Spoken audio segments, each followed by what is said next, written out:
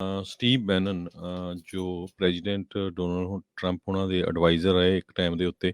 ਸੋ ਉਹਨਾਂ ਨੇ ਅੱਜ ਇਹ ਕਿਹਾ ਆ ਵੀ ਉਹ ਕਾਂਗਰੈਸ਼ਨਲ ਸਬਪੀਨਾ ਜੋ ਉਹਨਾਂ ਨੂੰ ਭੇਜਿਆ ਗਿਆ ਸੀ ਕ੍ਰਿਮੀਨਲ ਕੰਟੈਂਪਟ ਚਾਰਜਸ ਦੇ ਸੰਬੰਧ ਦੇ ਵਿੱਚ ਜਨਵਰੀ 6 2020 ਨੂੰ ਜੋ ਇੰਸੁਰੈਕਸ਼ਨ ਹੋਈ ਸੀ, ਉਸ ਦੇ ਸੰਬੰਧ ਦੇ ਵਿੱਚ ਉਹ ਇਸ ਕਮੇਟੀ ਦੇ ਸਾਹਮਣੇ ਪੇਸ਼ ਹੋਣਗੇ।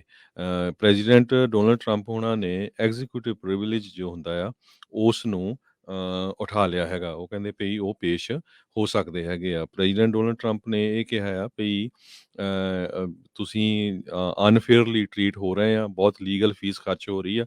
ਸੋ ਉਹਦੇ ਨਾਲ ਬੈਟਰ ਇਹ ਆ ਪਈ ਇਸ ਕਮੇਟੀ ਦੇ ਸਾਹਮਣੇ ਹਾਜ਼ਰ ਹੋ ਜਾਓ। ਸੋ ਇਹ ਐਗਰੀਮੈਂਟ ਹੋਇਆ। ਹੁਣ ਦੇਖਦੇ ਹਾਂ ਵੀ ਸਟੀਵ ਬੈਨਨ ਜੋ ਕਮੇਟੀ ਹੈਗੀ ਆ ਉਹਦੇ ਸਾਹਮਣੇ ਆਪਣਾ ਪੱਖ ਕਿਸ ਤਰ੍ਹਾਂ ਪੇਸ਼ ਕਰਦੇ ਆ।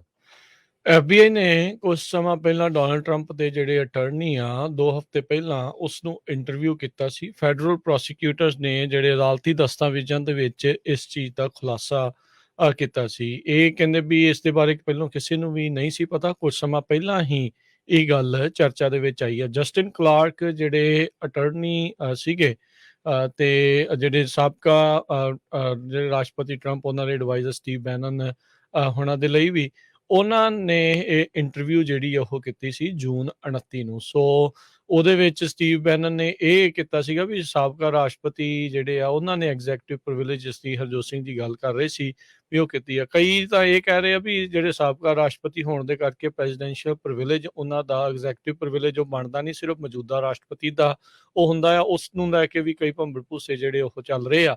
ਇਸ ਤੋਂ ਪਹਿਲਾਂ ਰਾਸ਼ਟਰਪਤੀ ਟਰੰਪ ਹੋਣਾ ਦੇ ਹੀ ਕਾਰਜਕਾਲ ਦੇ ਦੌਰਾਨ ਜਿਹੜੇ ਵਾਈਟ ਹਾਊਸ ਦੇ ਕੌਂਸਲ ਰਹੇ ਆ ਉਹਨਾਂ ਨੇ ਵੀ 6 ਜਨਵਰੀ ਵਾਲੀ ਕਮੇਟੀ ਉਸ ਦੇ ਨਾਲ ਗੱਲਬਾਤ ਕਰਨ ਦੀ ਗੱਲ ਆਖੀ ਸੀ। ਸੋ ਕਈ ਜਿਹੜੀਆਂ ਕਾਨੂੰਨੀਆਂ ਅੜਚਨਾਂ ਦੇ ਵਿੱਚ ਲੱਗ ਰਿਹਾ ਆ ਵੀ ਟਰੰਪ ਹੁਣੀ ਤੇ ਉਹਨਾਂ ਦੇ ਜਿਹੜੇ ਸਾਥੀ ਆ ਉਹ ਫਸ ਰਹੇ ਆ। ਕਈ ਜਿਹੜੇ ਹੁਣ ਲਿਬਰਲ ਲੈਫਟ ਲੀਨਿੰਗ ਜਿਹੜੇ ਆ ਉਹ ਇਹ ਕਹਿ ਰਹੇ ਆ ਵੀ ਜਿਹੜੇ ਸਟੀਵ ਬੈਨਨ ਹੁਣਾਂ ਦਾ ਅਖੀਰਲੇ 11th ਆਵਰ 11ਵੇਂ ਘੰਟੇ 'ਚ ਜਿੱਦਾਂ ਉਹ ਕਹਿੰਦੇ ਆ ਵੀ ਰਿਵਰਸਲ ਹੋਇਆ ਆ, ਉਹ ਕਹਿੰਦੇ ਵੀ ਇੱਕ ਸਟੰਟ ਤੋਂ ਵੱਧ ਕੁਛ ਨਹੀਂ ਹੈਗਾ। ਸੋ ਦੋਨੋਂ ਤਰਫੋਂ ਆਪੋ ਆਪਣੀਆਂ ਗੱਲਾਂ ਜਿਹੜੀਆਂ ਆ ਉਹ ਪੇਸ਼ ਕੀਤੀਆਂ ਜਾ ਰਹੀਆਂ ਆ।